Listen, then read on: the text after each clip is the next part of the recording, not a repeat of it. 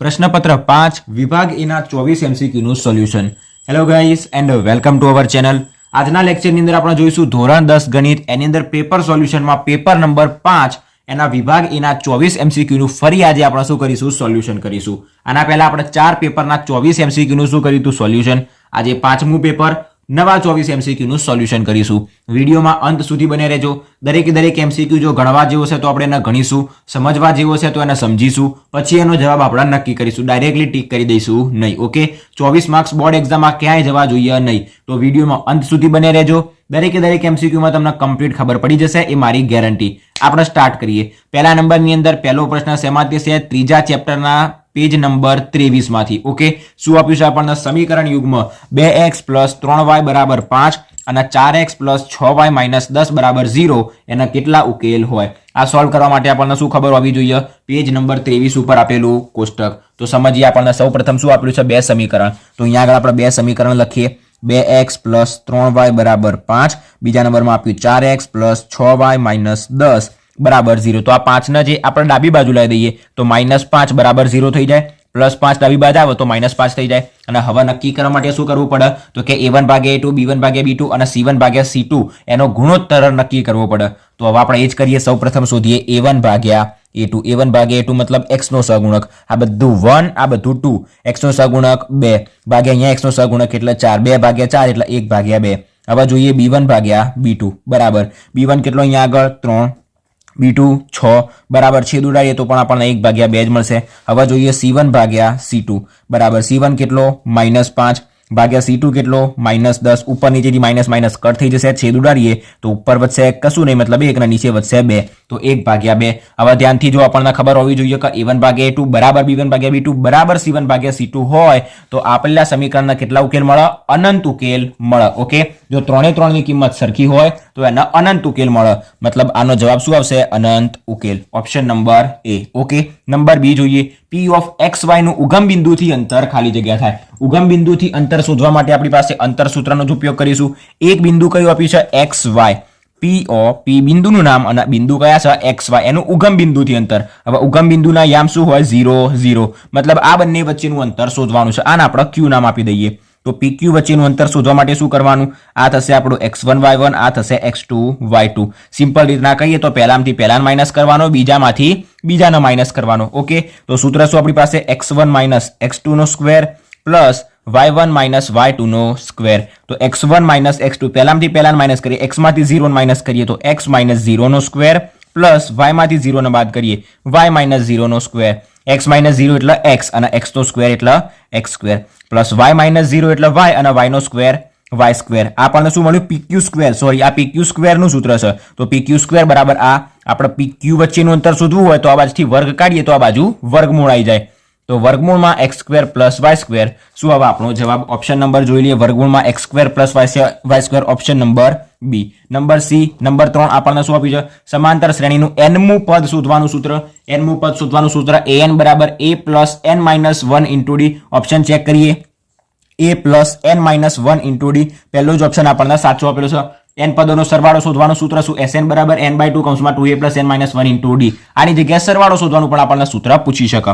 Number જોઈએ 4. દ્વિઘાત સમીકરણના વિવેચકનું સૂત્ર શું? તો કે વિવેચક d બરાબર b² - 4ac, b² - 4ac, b² - 4ac. Option number B. Done. Number જોઈએ 5. sin θ * sec θ બરાબર ખાલી જગ્યા. ઓપ્શન આપ્યો છે 1 તો ના આવે, કારણ કે sin θ * cosec θ બરાબર 1 થાય. અહીંયા તો sec θ આપેલા છે. પછી cot θ, tan θ અને 1/2. આને સમજીએ શું આવ્યું છે? તો કે sin θ * sec θ. તો હવે sec θ એ કોનો વ્યસ્ત? તો કે cos નો.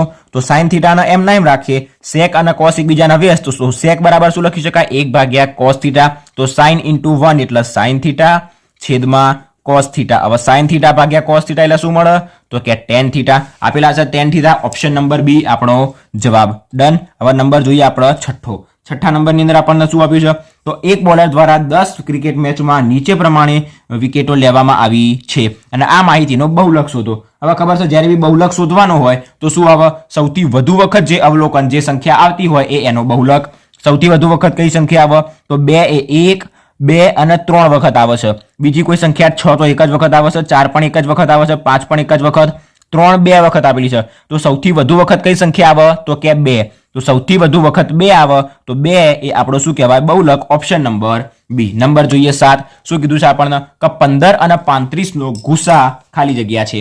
બહુ સરળતાથી આપણે શોધી દઈએ 15 અને 35. ઓકે સૌપ્રથમ એના અવયવો પાડવાના 15 ના અવયવો કયા પડશે 3 પંચા 15 35 ના અવયવો કયા પડે 35 ના આપણે 3 વડે ના ભાગી શકાય 5 વડે ભાગી શકાય 5 સીતા 35 7 ના પણ કોઈ અવયવ પડે નહીં. અને ગુસા શોધવાનો મતલબ ગુસાનો નિયમ શું એવી સંખ્યા કે જે બંનેની અંદર આપણને આપેલી હોય. અહીંયા 3 છે પણ અહીંયા 3 નથી, અહીંયા 7 છે પણ ઉપર 7 નથી, પણ અહીંયા બંને જગ્યાએ આપણને 5 આપેલા છે તો એનો ગુસા શું થશે તો કે 5. ઓપ્શન આપેલા છે ઓપ્શન નંબર પહેલો. ઓકે નંબર જોઈએ 8 આ તમારા માટે નવો હશે. શું આપેલું છે p of x બરાબર -1 + 2x - x², જ્યાં x belongs to r નો આલેખ ખાલી જગ્યા છે.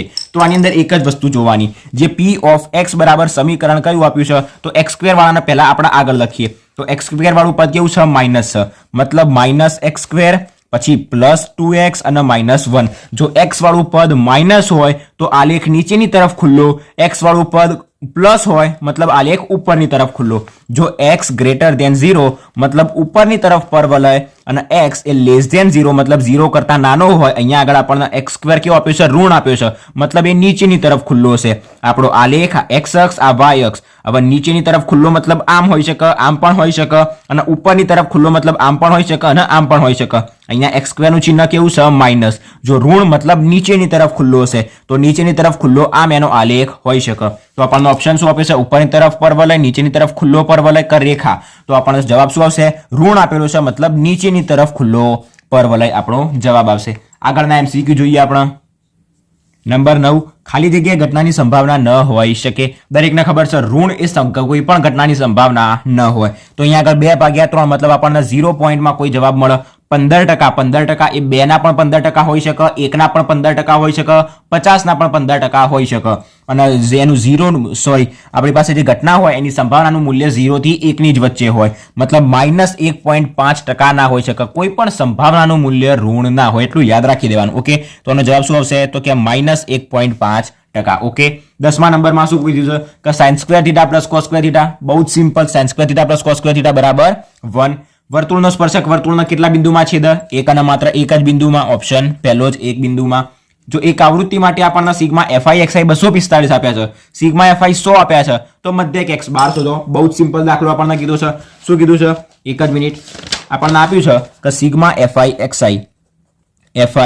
xi ભાગ્યા સિગ્મા fi. કોનું સૂત્ર છે તો કે મધ્યક x બાર બરાબર. આપણી પાસે 3 રીતો છે મધ્યક શોધવાની, પણ અહીંયા આગળ xi ની સાથે કિંમત આપી છે સિગ્મા fi xi મતલબ પહેલી જ રીત માટે આપણને શું આપી છે કિંમત. તો પહેલી રીત કઈ હતી પ્રત્યક્ષ રીત. એની માટે મધ્યક x બાર બરાબર સિગ્મા fi xi ભાગ્યા સિગ્મા fi. તો સિગ્મા fi xi ની કિંમત કેટલી આપી છે આપણને 245 ભાગ્યા સિગ્મા fi ની કિંમત આપણને કેટલી આપી છે 100.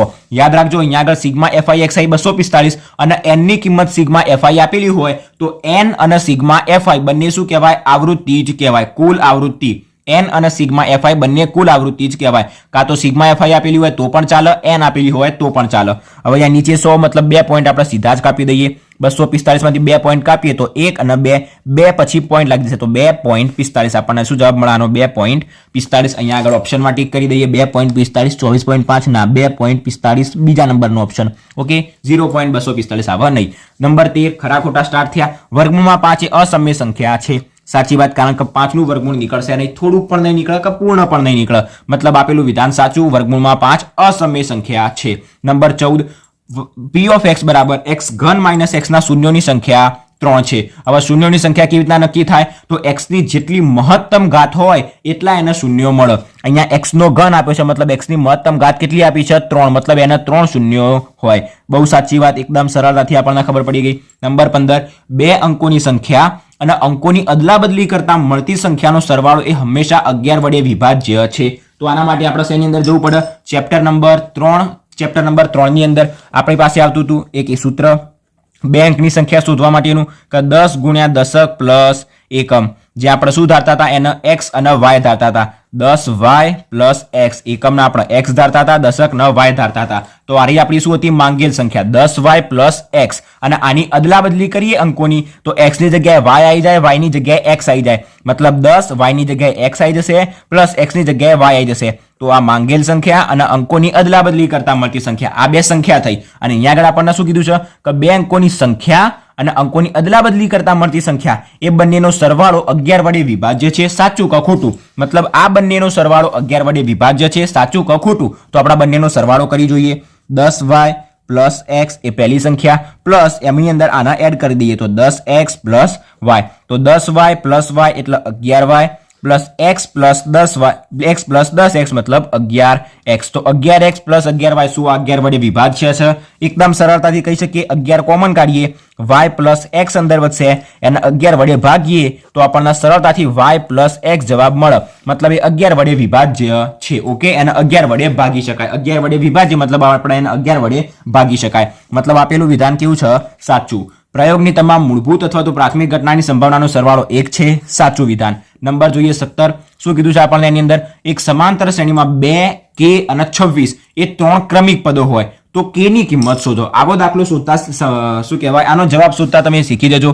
આપણે સમાંતર શ્રેણી ચેપ્ટરનું જ્યારે MCQ નું સોલ્યુશન કર્યું હતું એની અંદર મેં તમને સમજાવ્યું હતું. જે લોકો એ વિડીયો ના જોયો એ લોકો એક વખત જોઈ લેજો. આપણને શું આપ્યું છે? 2k અને 26 જ આપ્યું છે ને, 2k અને 26. ઓકે, આ 3 એ ક્રમિક પદો છે તો k ની કિંમત શોધવાની. આની અંદર સિમ્પલ શું કરવાનું? પાછળના પદમાંથી આગળના પદને બાદ કરવાનું અને ફરીથી પાછળના પદમાંથી આગળના પદને બાદ કરવાનું. આને શું કહીશું આપણે? સામાન્ય તફાવત. અને આને પણ શું કહીશું? સામાન્ય તફાવત. આપણને કહી દીધું છે કે એ સમાંતર શ્રેણીના 3 ક્રમિક પદો છે અને સમાંતર શ્રેણી હોય તો સમાંતર શ્રેણી માટે હંમેશા સામાન્ય તફાવતનું મૂલ્ય કેવું હોય? સરખું હોય. મતલબ આમાંથી આપણે આના બાદ કરતા જે સામાન્ય તફાવત મળશે અને આમાંથી આના બાદ કરતા જે સામાન્ય તફાવત મળશે એ બંને કેવા હશે? એક સરખા જ હશે. તો k માંથી 2 ને બાદ કરીએ એ આપણો પહેલો સામાન્ય તફાવત, 26 માંથી k ને બાદ કરીએ એ આપણો બીજો સામાન્ય તફાવત, અને બંને સામાન્ય તફાવતના મૂલ્યો કેવા હશે? સરખા હશે. શા માટે? કારણ કે જો સામાન્ય તફાવતનું મૂલ્ય સરખું હોય તો જ આપેલી શ્રેણી સમાંતર શ્રેણી કહેવાય. અને આપણને કહી દીધું કે શ્રેણી જે રહી એ સમાંતર શ્રેણી છે, મતલબ બંને તફાવત કેવા હશે? સરખા હશે. આ k ના બાજુ લઈ જઈએ તો k પ્લસ k થઈ જશે, -2 જમણી બાજુ જશે તો 26 પ્લસ 2 થઈ જશે. k પ્લસ k એટલે 2k, 26 ને 2 28. તો k બરાબર શું થશે? તો કે 28 ભાગ્યા 2 એટલે 14. આપણને સરળતાથી k ની કિંમત કેટલી મળી ગઈ? 14. ડન. અહીંયા લખી દઈએ k ની કિંમત શોધો તો k બરાબર આપણને મળી ગયા 14. O કેન્દ્રવાળા 4 સેન્ટીમીટર ત્રિજ્યાવાળા વર્તુળની જીવા AB ની લંબાઈ 4 છે તો ખૂણો AOB શોધો. પહેલા નંબરની અંદર આકૃતિની અંદર આપણે સમજીએ કે શું કહેવા માંગે છે. ઓકે, તો સૌપ્રથમ આપણે દોરીએ અહીંયા આગળ એક વર્તુળ.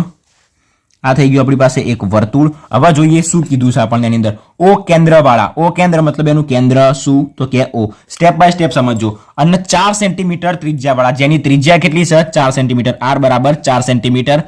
4 સેન્ટીમીટર ત્રિજ્યાવાળા વર્તુળની જીવા AB, આ વર્તુળ એની જીવા થઈ ગઈ આ AB ની લંબાઈ 4 સેન્ટીમીટર. વર્તુળ જીવા એની લંબાઈ 4 સેન્ટીમીટર આપણને આપી છે. એ સિવાય ત્રિજ્યા પણ 4 સેન્ટીમીટર આપી છે. તો અહીંયાથી આના જોઈન્ટ કરીએ તો આ શું થઈ જાય? આપણી ત્રિજ્યા 4 સેન્ટીમીટર. હવે શું કીધું છે? તો AOB શોધો. તો આ AOB મતલબ આના આપણે શું કરવું પડશે? જોઈન્ટ કરવું પડશે. તો AOB મતલબ વચ્ચે O આવ્યો તો આપણે આ ખૂણાનું માપ શોધવાનું છે. આ જીવાની લંબાઈ આપણને 4 સેન્ટીમીટર આપી દીધી, ત્રિજ્યા 4 સેન્ટીમીટર. આ પણ શું થાય? વર્તુળની ત્રિજ્યા જ થાય 4 સેન્ટીમીટર. તો નિયમ યાદ રાખજો કે જો ત્રિકોણની 3 બાજુઓ સરખી હોય તો 3 ખૂણાના માપ પણ કેવા હોય? સરખા હોય. 3 બાજુ 4 4 4 હોય તો 3 ખૂણાના માપ પણ કેવા હશે? સરખા હશે. 4 અંશ હશે એવું નહીં. 3 બાજુ સરખી તો 3 ખૂણાના માપ પણ સરખા. હવે ત્રિકોણની દરેક બાજુના માપનો સરવાળો કેટલો થાય? 180 અંશ.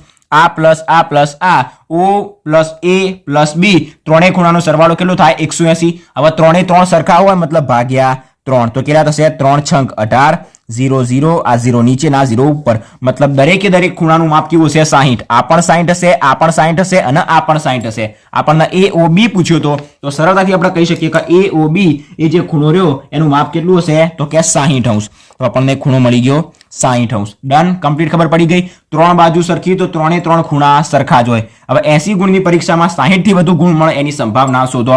આગળ ઘણા બધા લેક્ચરમાં કીધું હતું અને ઘણા બધા પેપર સોલ્યુશનમાં પણ કીધું હતું.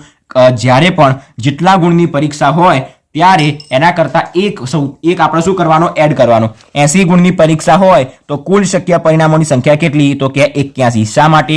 કારણ કે 1 થી 80 માંથી કોઈ માર્ક્સ આવે તો એ 80 અને કોઈકના 0 પણ માર્ક્સ આવી શકે. તો 0 થી 80 ટોટલ સંખ્યા ગણો કેટલી થશે? 81. તો નીચે કુલ શક્ય પરિણામોની સંખ્યા 81. જો 20 ગુણનું પેપર હોય તો નીચે કુલ શક્ય પરિણામોની સંખ્યા 21, 50 ગુણનું પેપર હોય તો કુલ શક્ય પરિણામોની સંખ્યા નીચે 51, 100 ગુણનું પેપર હોય તો નીચે કુલ શક્ય પરિણામોની સંખ્યા 101. ઓકે, અહીંયા 80 ગુણનું પેપર તો નીચે કુલ શક્ય પરિણામોની સંખ્યા 81.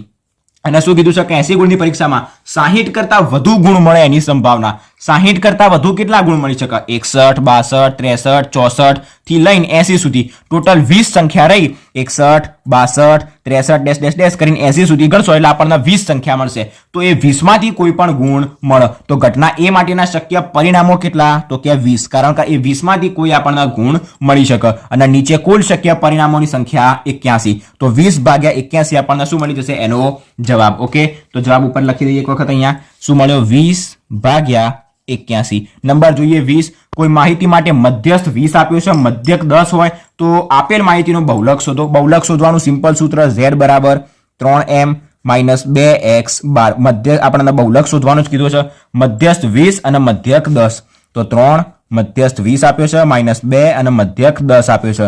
તો બરાબર 3 દુ 6 એટલે 60 માઇનસ 10 દુ થશે 20. 60 માંથી 20 જાય એટલે આપણને કેટલા મળે? 40. એ કોની કિંમત મળી? બહુલક z ની. તો બહુલક z બરાબર આપણને કેટલા મળી ગયા? 40. અહીંયા આગળ લખી દઈએ, આપણને મળ્યા 40. ઓકે, 20 MCQ પૂરા થઈ ગયા બહુ સરળ રીતે.